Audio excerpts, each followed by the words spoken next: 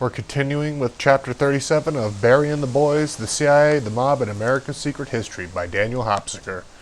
It's a small world after all.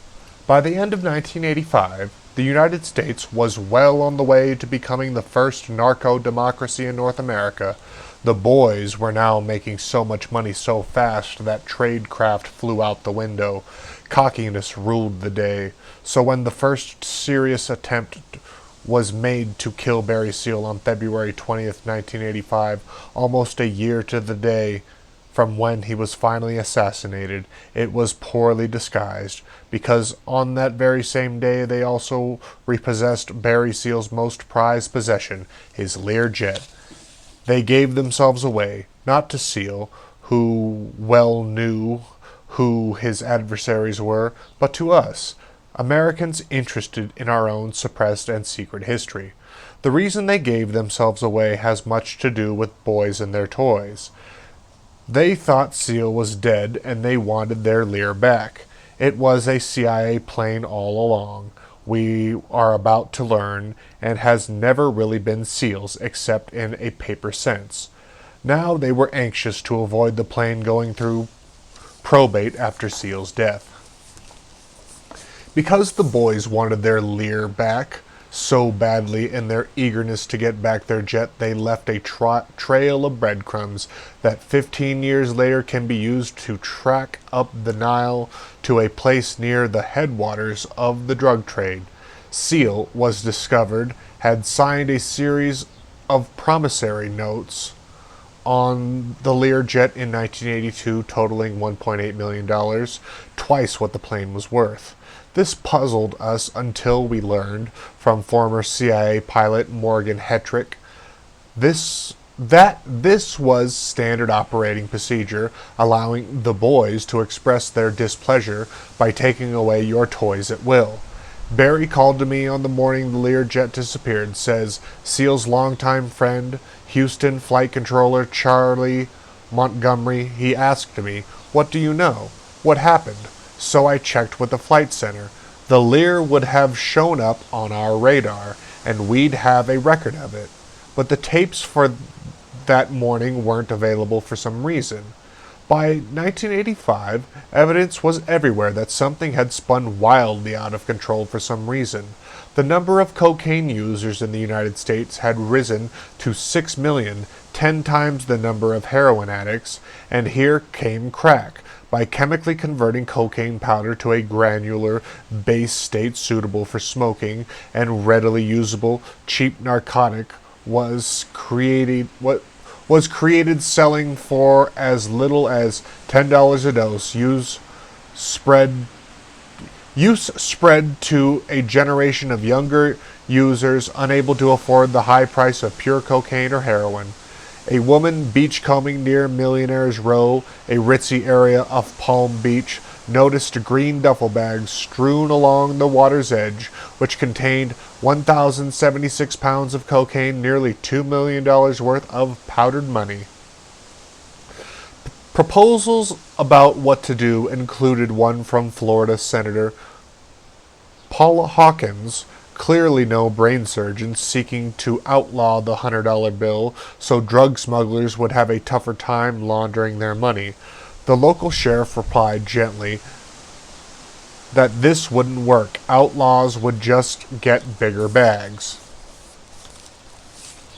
When police pulled up to a disabled truck on the side of Interstate 95 outside Miami to offer assistance, the worried driver offered without prompting, "I don't know anything about the stuff in the back of the truck.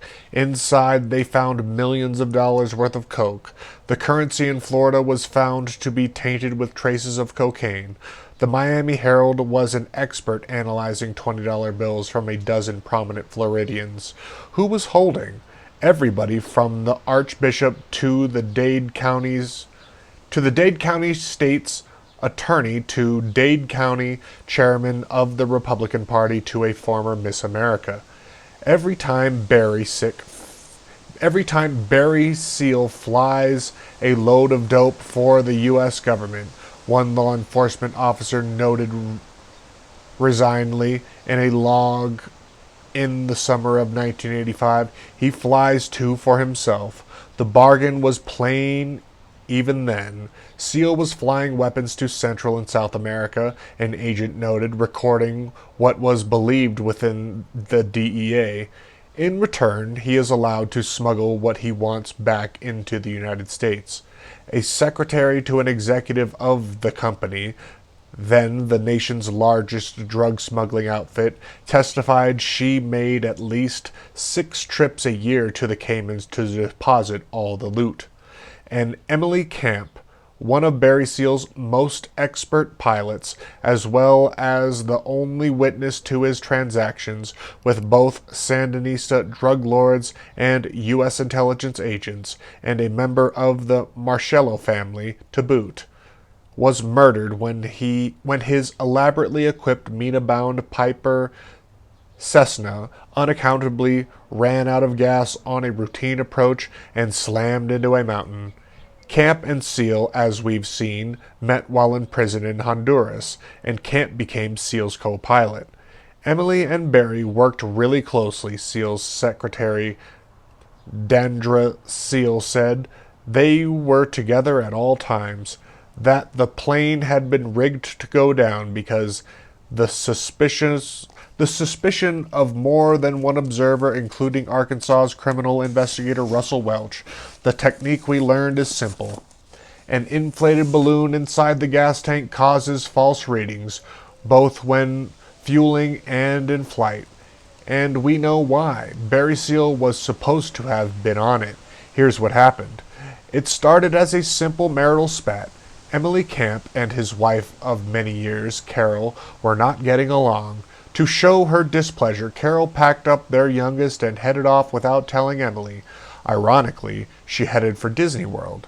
CIA agent Colonel Paul Helliwell, to whom Seal's Learjet is about to return, was also the man to whom Walt Disney had turned. Back in 1964, Disney asked Helliwell, because of his unparalleled facility in setting up dummy corporations, to quietly buy up Orlando for the creation of the new theme park. Carol Camp's act of defiance was uncharacteristic, and when she was ready to return several days later, she was leery of her fiery husband's reaction. She called Barry from her Orlando hotel, explained the circumstances, and asked Seal to send Emily away on a job so she could return to an empty home, providing them both an additional couple of days to cool off. Barry's response was characteristically understanding. "Consider it done," he told Carol. So the next morning, February 20th, Seal switched assignments and gave Camp the task of flying up to Mina in the twin-engine Piper Cessna, while he himself flew commercial down to Miami. The sad result came 3 days later when Polk County authorities recovered the body of Emily Camp from the wreckage of his plane. The Piper Cessna Camp was flying was reportedly missing about 3:30 p.m. that same afternoon, but authorities searched unsuccessfully for the missing aircraft for several days. Then Seal and his brother Ben arrived with 2 helicopters, joined the search, and found the wreck on Forch Mountain, about 10 miles north of Mina. Barry said he had a feeling that he knew where Emily had crashed, his secretary told reporters. Authorities said the plane was apparently flying a level course, with power in both engines when it hit the mountain about 500 feet below the crest. The Mina area, they explained, is the heart of the Ouachita Mountains, had been the site of a number of airplane crashes, and is marked as a high fatality area on aviation charts because of the steep rise of area mountains. There was no mention by the authorities of the fact that the plane was out of gas. The cover-up had begun. The National Transportation Safety Board ruled that pilot error was the cause of the crash.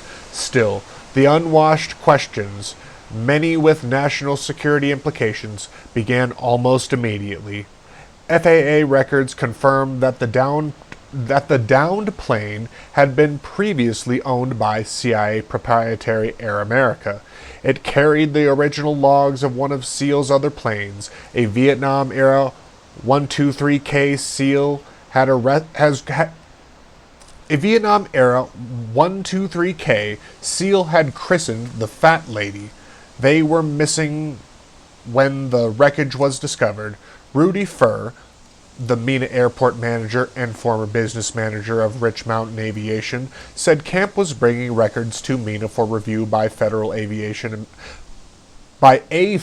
Aviation Administration inspector. Records revealing that SEAL was converting a Coastal Guard C-131 for civilian use.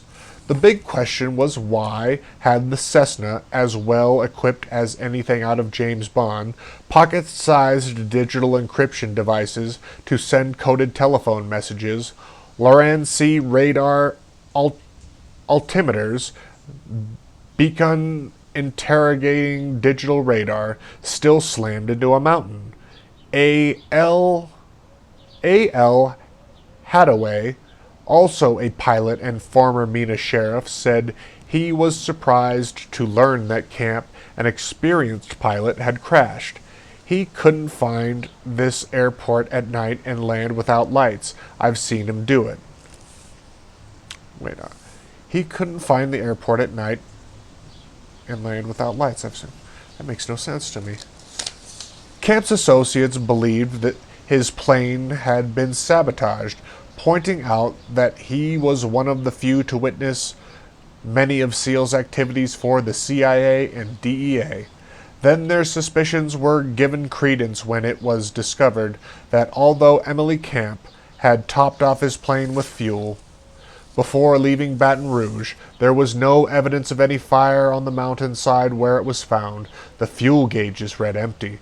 According to Terry Reed's compromised, Emily Camp had also worked with Reed, whose job was to create a remote Arkansas air base to upgrade the skills of Contra pilots and teach them techniques for aerial resupply inside Nicaragua, reminiscent of the training given to Cuban exiles before the Bay of Pigs. Barry Seal was profoundly shaken by the crash. He holed up at Mena for a week after Camp's body was recovered. Observers noted that, though still cocky, he was now increasingly anxious about his own safety. Camp was an integral part of SEAL's organization. When SEAL was cleared for his first DEA-sanctioned cocaine run, he had taken along longtime co-pilot Emily, bound for Colombia in SEAL's retooled Lockheed Lodestar jet. There, in a scene made famously by Dennis Hopper's movie Double Crossed, they arrived at a small airstrip in the mountains outside Medellin in a driving rainstorm that had turned the dirt runaway into a strip of mud, nearly wrecking the plane on landing by sliding off the runway into a ditch.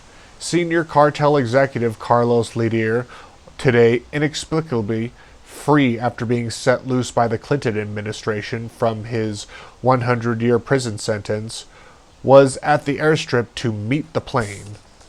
From airstride a white Arabian stallion, Ledier had supervised a team of Indians who loaded the Titan with more than a ton of cocaine, then forced the two men to take off against their better judgment, brandishing an Uzi to make his point. Had any of this really happened? One of the two participants was now gone. Unfortunately for the boys, it was the wrong one. A careful perusal of FAA records of Barry Seal's Learjet revealed what we'd suspected all along. The plane was never really his. Through a series of ingeniously connected Paul Helliwell-designed fronts like Intercontinental Holding, it had belonged all along to the CIA. We wondered who had owned the Learjet just before Barry Seal, and the answer was revealing. Two drug-smuggling brothers, Reggie and Bill Whittington. The Whittington brothers, like mob frontman Alan Glick, had raced sports cars in the United States and Europe in the 70s and 80s, winning the 24-hour Le Mans in France and coming in sixth in one Indianapolis 500.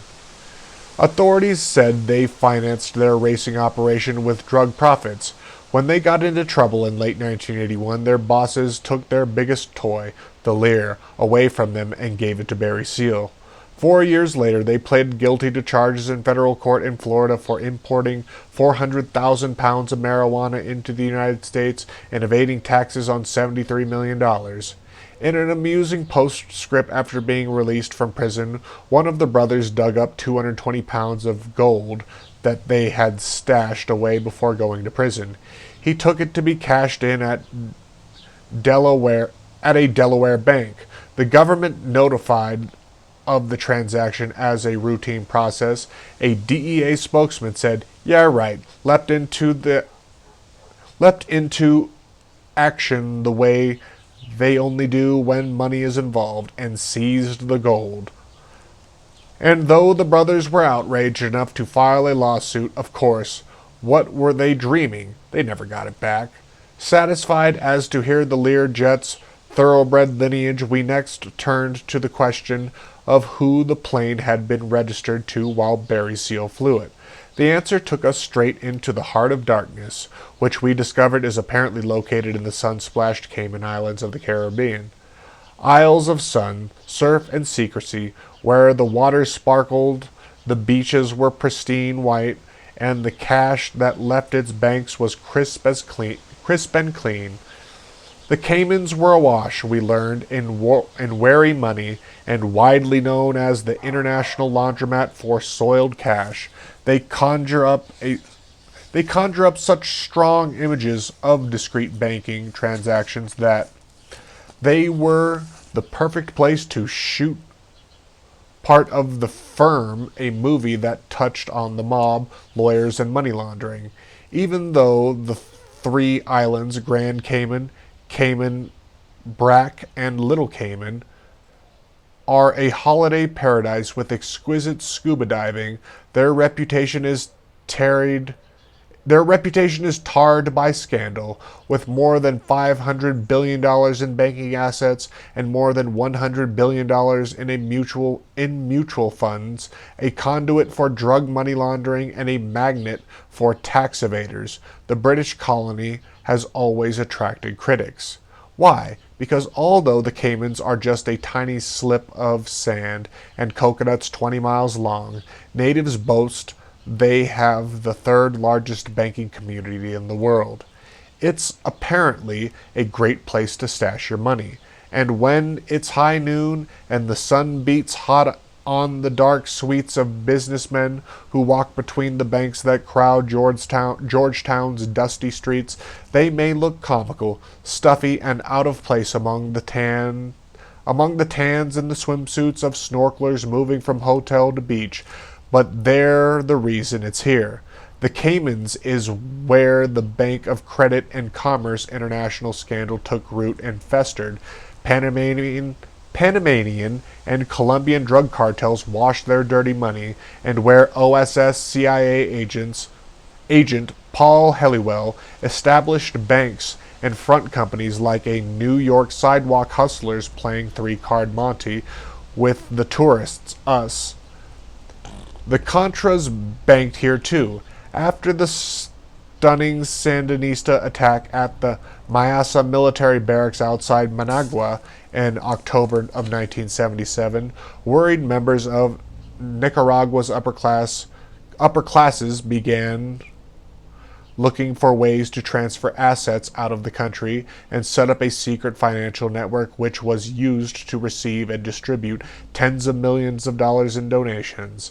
A Cayman account was used to conceal the millions in donations from Saudi Arabia, and Barry Seal, Louisiana law enforcement authorities told us, was involved in this effort, setting up dummy companies there and elsewhere around the Caribbean.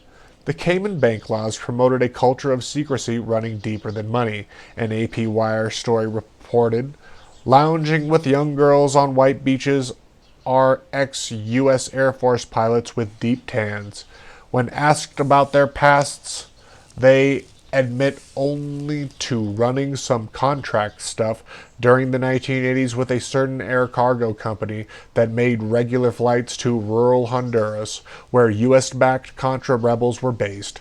Had Barry Seal lived, had Barry Seal lived, he might today be one of these men. Here, beyond the reach of U.S. courts, is where we found the paper owner of the Learjet repossessed from Barry Seal on the day the company thought he died. His name is Gordon Ayton. And like almost everyone else in the saga, Seal... In the... And like almost everyone else in the Seal saga, he too, we learned, was involved in some of the most monumental fraud ever perpetrated on long-suffering taxpayers. To the relief of American taxpayers, he pulled his big fraud in Toronto, and even before that, he had been involved with the biggest financial brouhaha of the 1970s, the Castle Bank scandal that featured front and center CIA agent Colonel Paul Helliwell. The Castle Bank scandal broke and the Cayman's closed-mouth policy was tested because of a sexual encounter featuring a nosy girl reporter and a Cayman-based banker visiting the Bahamas carrying a briefcase full of information on some of his clients. A female reporter from America got friendly with the banker in a hotel room. A Cayman banking official testified later when he dozed off. She copied the names of his clients and later wrote some stories. There was a big inquiry. It became known as the Castle Bank scandal. Castle was an offshore bank used as an illegal tax dodge for the wealthy and a money laundry for the underworld where the CIA and the mob commingled assets to their mutual advantage. Paul Helliwell, known then only as a Miami lawyer, was its president and founder. Newsweek was the first to report that investigators believed the dominant figures in the Nassau Bank's operation were Burton Cantor of Chicago and Paul Helliwell of Miami, both of them well-known lawyers with impressive clients lists. Chicago's Burton Cantor is a lawyer who helped Cleveland racketeers set up Rancho La Costa in La Jolla, California, with Teamsters funds, the same fund playing a role in financing Barry Seal's operations. La Jolla also nurtures crooks like former California Governor Jerry Brown's longtime chief of staff John Silberman, who was laundering money for Barry Seal associate Carlos Bustamante from Miami. Like many of the shadowy figures in our story, Barry Seal's New Orleans CIA handler, Dave Dixon, comes to mind. Cantor, too, was associated with the NFL, even taking a run at buying the Miami Dolphins in the early 90s. But even business-friendly U.S. News and World Report, though they treated Helliwell with kid gloves, looked askance at Castle Bank. One of those apparently best informed about Castle is Paul L. E. Helliwell, a Miami lawyer and bank president whose firm represents Castle in this country and who has a long history of association with the American intelligence community. Although he would not comment on his rumored relationship with the Central Intelligence Agency, Mr. Helliwell spoke openly about his early career as an intelligence officer as he talked with an editor. He said that in 1944 he was a 29-year-old major in U.S. Army intelligence in the Middle East and Africa. He then moved to China with the Office of Strategic Services. With the Castle Bank investigation, the IRS tried to cut through the bank secrecy laws and get a good look at the record of the Castle Bank on Grand Cayman Island. But a banking official from the Cayman Islands threw a monkey wrench into the investigation and received credit for having saved Paul Helliwell. As The Castle Bank manager in the Cayman Islands was preparing to run voluntarily to Miami to testify. He got a threatening letter from the government inspector of banks in the Caymans, warning that if he testified, it would be treated with the utmost gravity and pursued to the fullest extent of the law. Who was the Cayman government banking official making this threat? Who saved Paul Helliwell's bacon? Gordon Iton, the same man who, a decade later, lays claim to be the true owner of Barry Seal's Lear. A federal judge eventually cleared the presumably grateful Central Intelligence Agency of running Castle Bank because further IRS probing would have brought to light information deemed embarrassing to CIA operations. The investigation was terminated, said an April 18, 1980 Wall Street Journal article, because the bank was a conduit for millions of dollars earmarked by the CIA for clandestine operations against Cuba and other countries in Latin America and the Far East. Helliwell and Miami were made for each other. Miami became the hometown of Helliwell CIA fronts like Sea Supply, Double Check, Zenith Technical Enterprises, Gibraltar Steamship, and Vanguard Service, as well as the site of famous mob meetings at the Fontainebleau Hotel between Santo Traficante, Sam Gianca, John Roselli, Robert Mayhew, William Harvey, and Meyer Lansky. Did the one have anything to do with the other? Of course it did. Among the business associates was Louis Chesler, a Florida real estate developer who had dealings with Meyer Lansky, and Helliwell also served as legal counsel to Panamanian holding company that controlled a Bahamian gambling casino connected with Lansky.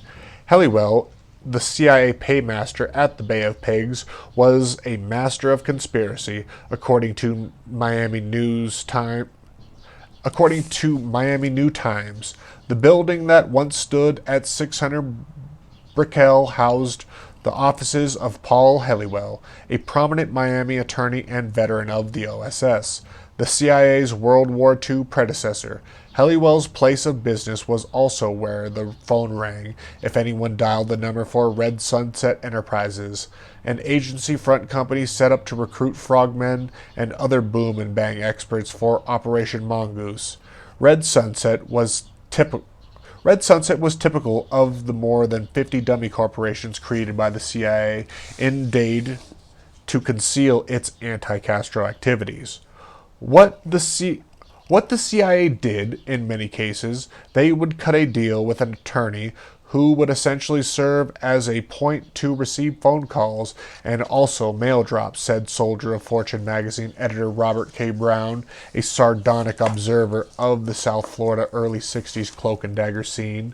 If some of their personnel got into trouble, there was an address they could give, and there would be a dedicated phone line so that if you called in on this number, the number would be answered with the corporate name of the cover. Brown recounted how in the early 60s he and a friend had walked into Helliwell's posh office suite without calling ahead. They announced that they were former members of a Navy underwater demolition team looking for work. Without batting an eye, the receptionist handed them employment applications. Helliwell's true claim to fame long predated the Bay of Pigs. He is cited as having the distinction of linking the CIA to the international heroin traffic. In The Politics of Heroin in Southeast Asia, Alfred McCoy showed that during World War II, Luciano and Lansky secretly worked with the CIA's forerunner, the Office of Strategic Services, when OSS agents in China became deeply involved in the heroin-funded politics of General Chiang Kai-shek's. After the war, in Chiang's defeat by the communists, opium production shifted to Southeast Asia, and several of the most important agents who had collaborated with the Generalissimo moved to Miami. One of those agents was Miami banker and lawyer Paul Helliwell, who had served as chief of intelligence in China when the OSS was reorganized as the CIA. He was in on the ground floor. He was Colonel Helliwell in those days, and E. Howard Hunt was one of his agents, according to the Wall Street Journal. CIA sources told the Wall Street Journal that in Asia, Helliwell frequently bought information with 5-pound lots of opium, 3 sticky brown bars. After the war, he returned to his native Florida, where he helped set up and run Sea Supply Incorporated, a CIA front in Miami. Sea Supply ships arms to Thai opium producers and to members of the nationalist Chinese army who had fled to Burma and were engaged in opium smuggling. Among his business associates was Louis Chesler, a Florida real estate developer who had dealings with Meyer Lansky. Helliwell also served as a legal counsel to Panamanian Holding Company that controlled a Bahamian gambling casino connected with Lansky. We had discovered how small a world it is when you're connected. Take SEAL associate Michael Roy Fogler trying to sell Trinity Energy to Miami-based International Realty Group. International Realty, we learned, had previously been known as Bosco Resources Corporation, incorporated in Delaware, operated until 1973, when its assets were nationalized without compensation by the Libyan government. The man who held Bosco, Clarence Holden, is deceased. When his widow died, her orbit said she married Clarence Holden, afterwards accompanying him in his work to live in Shanghai, China, Manila, and Hawaii. During World War II, she moved to New York City, where she still enjoyed Oriental art and history through coursework at Columbia. Like Helliwell and Mina Congressman Hammerschmidt, Holden was another China hand. Gordon Eiton, in addition to fronting for Helliwell and the CIA in the ownership of Seals Lear, was also involved in a case described by Canadian police as the largest fraud in Canadian history. It began in late 1982 when the giant Cadillac Fairview Corporation sold 10,931 apartments to Graymac Credit for $270 million. Graymac flipped the apartments and supposedly resold them for $500 million to what turned out to be a non-existent Arab investor, using Gordon Eiton's Cayman Bank. Documents showed the sale never occurred and that the announced $109 million down payment allegedly placed in Eiton's Cayman Islands Bank was never made. Eiton, managing director of Bank Intercontinental Ltd., said the bank was paid $136,000 to stage a paper arrangement that made it appear the down payment from supposed Saudi Arabian investors had been made. Nor was this agent Eiton's only problem with the law. He was also arrested on charges he stole 987 gold Krugerrands worth more than $500 from a client of his bank. This, then, is Gordon Eiton, who, acting as an agent for a Cayman secrecy-shrouded principal, his associate Paul Helliwell, repossessed Barry Seal's Lear jet on the day they knew in advance Seal had been scheduled to die.